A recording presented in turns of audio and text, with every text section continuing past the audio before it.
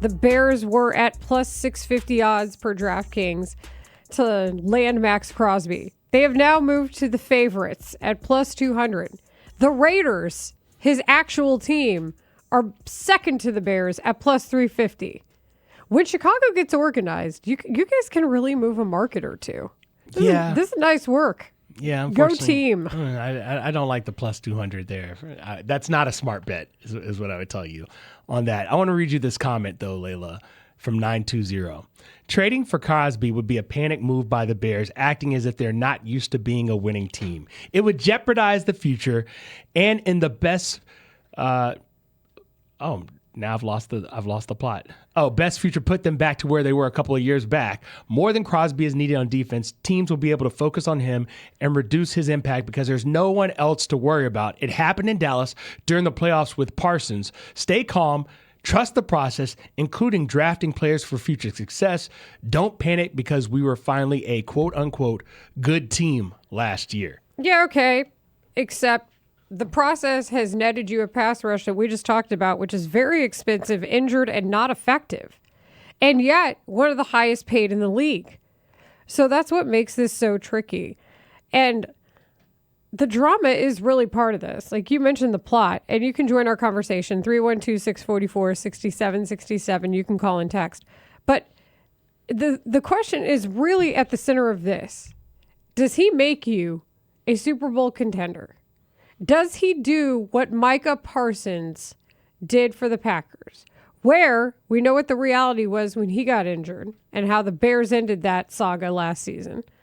But we know that once he was traded to the Packers, once the Cowboys made the stupid decision of trading him inside the conference, thereby also lowering their playoff chances, then the Packers became a discussion for possible NFC representative to the Super Bowl. We know that was a game changer as far as what we thought their division win total was going to be.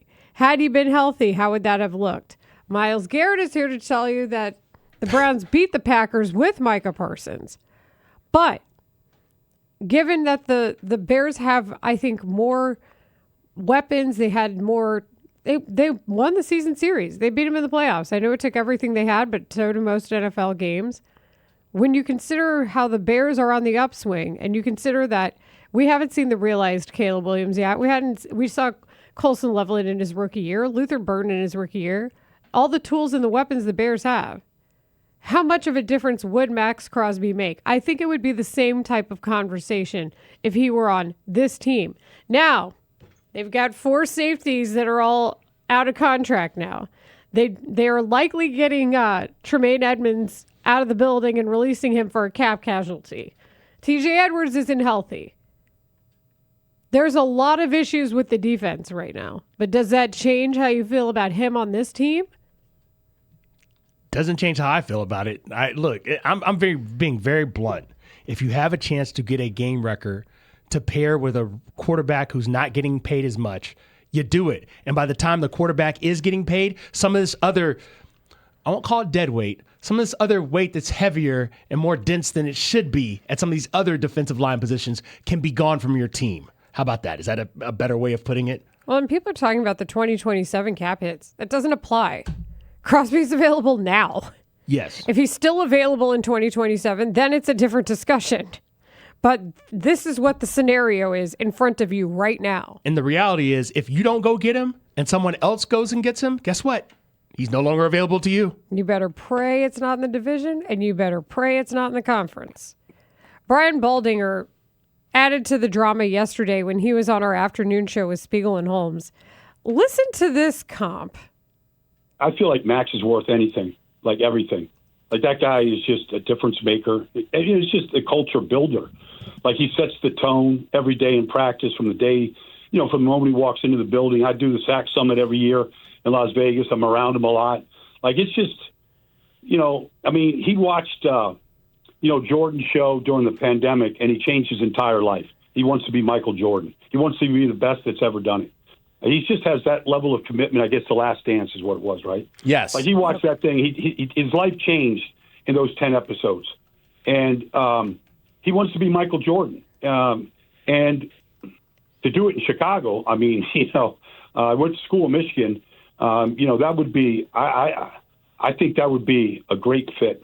If you could make something like that happen, I see the general manager John Spytek is shooting all these rumors down, but the rumors are out there. Like, you have to make the phone call to John Spytek and just find out just what it takes. He's got a rich contract, but he's worth every penny of it. Nobody will play harder. Nobody will make your defense better. He's just a difference maker. And those are the guys that basically set the tone every day when you walk into Hallis Hall. Man, listen. I heard this live when he was having this discussion with Matt Spiegel and Lawrence Holmes. And my first thought was, even like as he got into the story about wanting to be Michael Jordan, how the Last Dance changed his perspective about sports and playing football. And we already heard what he said on his podcast with Caleb Williams. How can you not want this guy to be on your team in Chicago? He's flirting. There's no doubt about that. But you bring up Jordan, you bring up The Last Dance. But he's flirting. Talk to Caleb Williams. But that's not a conversation that he had just had with him. That's him going back off recollections of years of those two guys knowing each other. And he's going back basically to the pandemic and talking about the production that you've seen since then, how it was influenced by the story of Michael Jordan and his documentary, The Last Dance. It is. And you know what? That does, when you hear Maxx Crosby talk, and the cut that Tyler Buterbaugh played coming into our segment is a good indication of it. That seemed like the right motivation for the right personality, married with the physical gifts that Maxx Crosby has. And you always wonder, well, why do some guys, why do they only get to play 50, 55% of the snaps, and other guys are like, you can't get me off the field? I think we've gotten, since the end of this season, through the words of Maxx Crosby and others describing Maxx Crosby, an understanding of why he is the latter guy and not the former. Well, this is what this season is about. You know, Lawrence Holmes called it lying season, where the GMs all lie, and then you're just trying to figure out which one is lying the least, or which one you can just predict the best, not even lying the least. Like, do they have a tell? Do they have a bluff? And he's creating a market for himself. He shouldn't have to, but he is.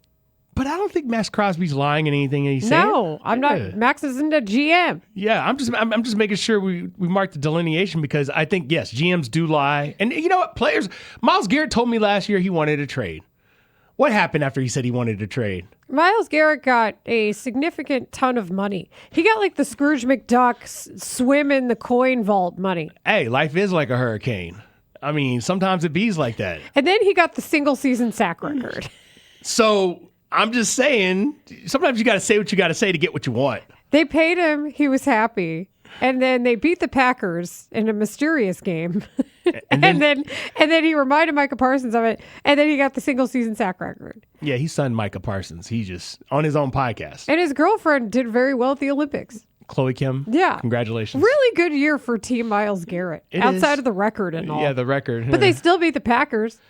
They did beat the Packers. Thanks, Browns. I like Myles Garrett. I do too. He's a funny guy. I do too. I really like that. Would be, as much as we talk about Maxx Crosby, and I get it, the plan Bs, and we're going to go over that in a little bit. Like, for everybody saying Myles Garrett, if we're going to go to this place, if we're going to go to the glamorous Dare to Dream crazy space where nothing's stopping you, then you might as well. 312-644-6767. Share with us your dream concerning Maxx Crosby. Do you want him? Are you hesitant to pay all that? You let us know. Well, 773 has a good point here too. I think that's me. And think about 7 last-minute wins last season. If we can add 10 to 15 sacks, helps not being put in those situations. Not a doubt in my mind.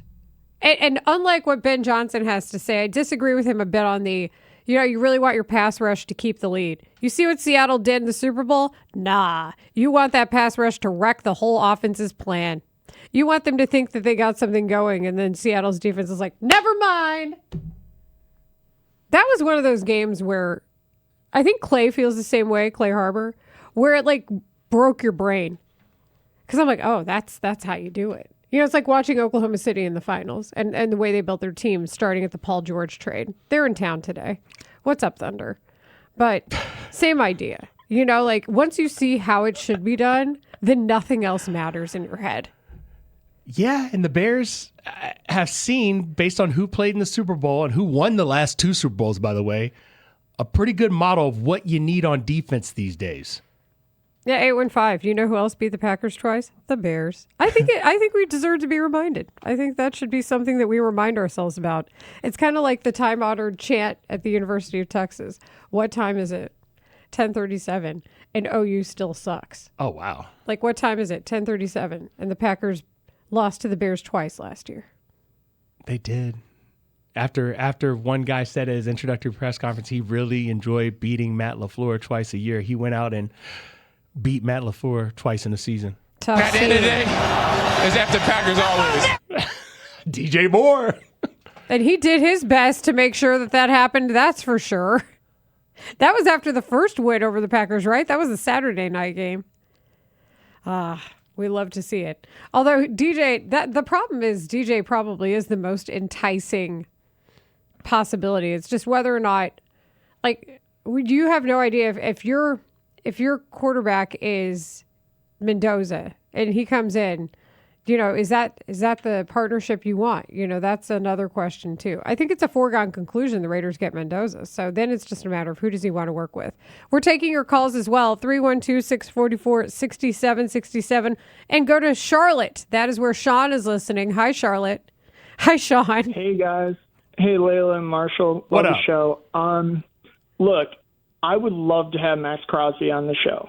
Or not on the show. But We would love to have him on the show, too. I called you Charlotte earlier. Let's just, we'll start again. Hi, Sean. You're on the Is what it score. Yeah. So I would love to have Maxx Crosby on the Bears. But when I started looking through Spotrac cap hits per season and how players are ranked of defensive players, and of the last 15 Super Bowl champions, none of them have had a defensive end in the top 25 of cap hits for that season. If you want to expand it to be edge rusher, DN, off or outside linebacker, only teams had someone in the top 25. That's 20 Baltimore Ravens, 2015 Denver Broncos, 2020 Tampa Bay Buccaneers. So I guess my kind of concern is the general philosophy of investing in just one pass rusher when really you can spread, that cap allocation across the board. Of course, they can get creative with how they actually allocate or structure a deal, so maybe they fall below that top 25.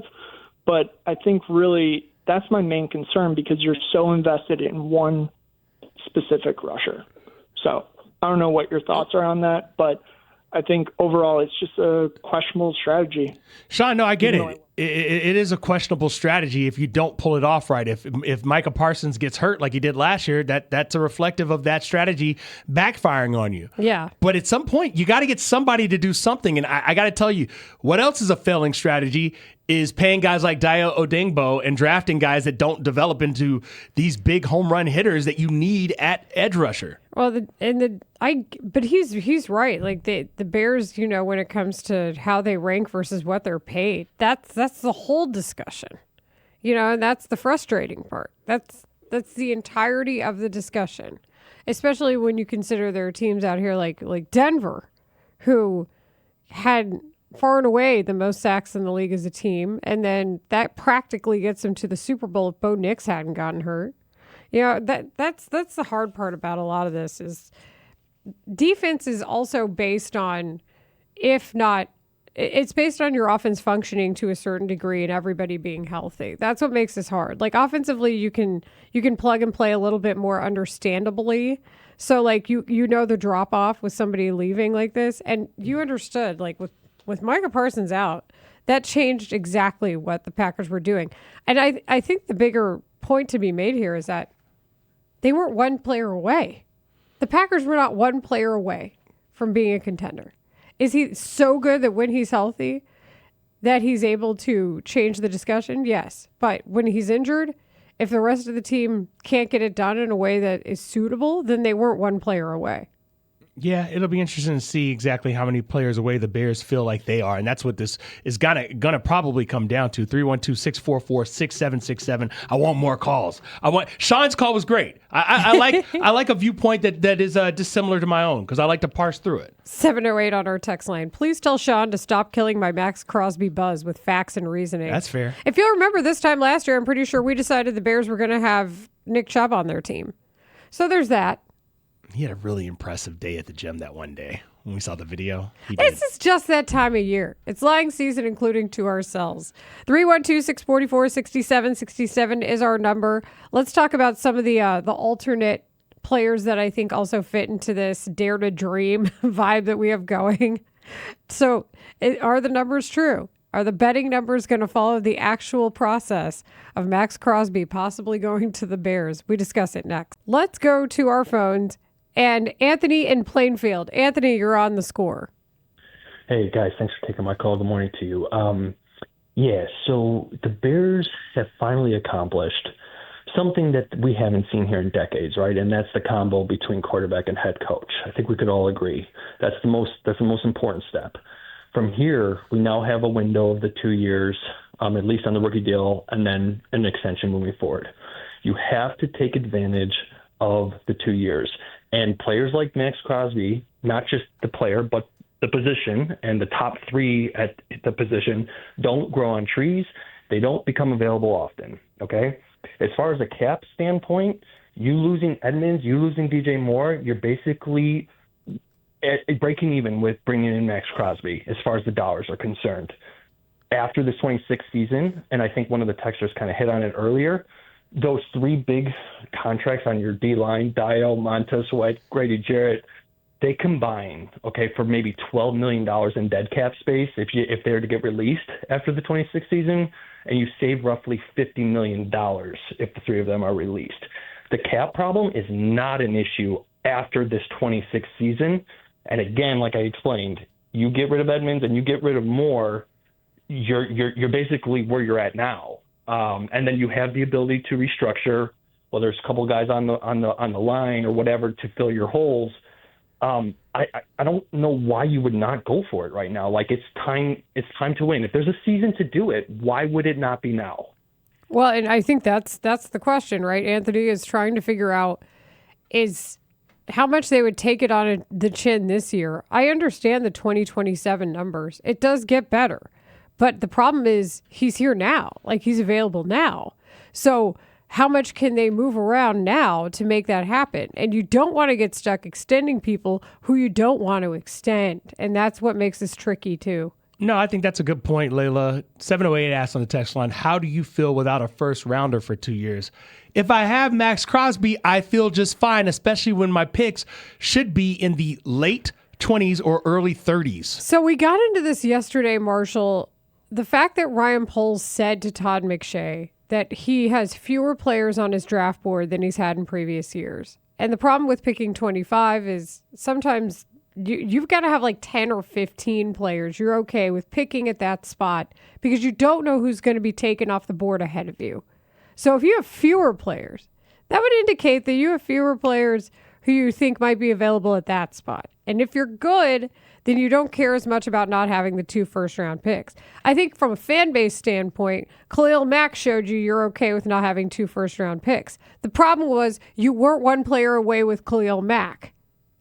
So then you actually needed those, but that was the price to get him. So that's why this is a challenge. And I think Ryan Poles believes that he thought he got his guys when he decided to get Grady Jarrett and Dio Dangbo last year. Oh, no, so how much does he want to back off of those guys being his guys? I think you need to figure out if those are his guys or are those Dennis Allen guys, and how much of a collab was there on saying these are the guys we're going to go out and get in the first year of Dennis Allen being the defensive coordinator. They have a much better idea now of what is needed on defense than they did a year ago, in my opinion. Well, and keep in mind, Ryan Poles has said his mindset is to do both, win now, and then be able to sustain that and have the flexibility. It's not going to be easy. So he gets it more than any of us. It's just a matter of us not knowing how to read his mind. And whether or not we believe in his ability to, as you said, 2027, you can cut guys, you can do all kinds of stuff. But can you draft and develop guys right now? With a lower pick, a remarkably lower pick. The good news is it's a good year for rushers. It's a good year for edge rushers. It's a good year for defensive linemen. Better pick the right one. Better pick the right one. See, you look at me like that, but you know. Because I have some issues with how they've evaluated talent. Like Jervon Dexter is a good example. I understand he was a 5-star recruit in high school. I understand what he did at Florida, but you wanted him to do something different than what he did at Florida, and I don't know that it necessarily turned out the way you wanted it. Traits. That's it. So that's why I'm always saying, well, I don't know how much I trust their draft board. Because if you're still of that mindset, then the tape doesn't mean anything, and we're just going to have to see and see if it works out like a movie. It's a telltale year. I'll say that for Ryan Poles and his crew. I mean, it's not necessarily for him. He got his extension. I think in terms of setting this team up to win in the next 2 years specifically on that Caleb Williams rookie deal, it's a telltale year. These guys, whoever he picks, they have to have a similar type of impact on defense as what we just saw this previous class have on offense. I know we're late to a break here, but I also want to point this out. The Cincinnati Enquirer is reporting that the Bengals, the Cincinnati Bengals, aka Bears too, the Cincinnati Bengals are not expected to use the franchise tag on Trey Hendrickson. So that probably changes a lot of what teams may want to do as well. So that was from the Cincinnati Enquirer late yesterday. Just in case you guys didn't know that, the deadline is this afternoon for the tag to be applied. So something to keep in mind.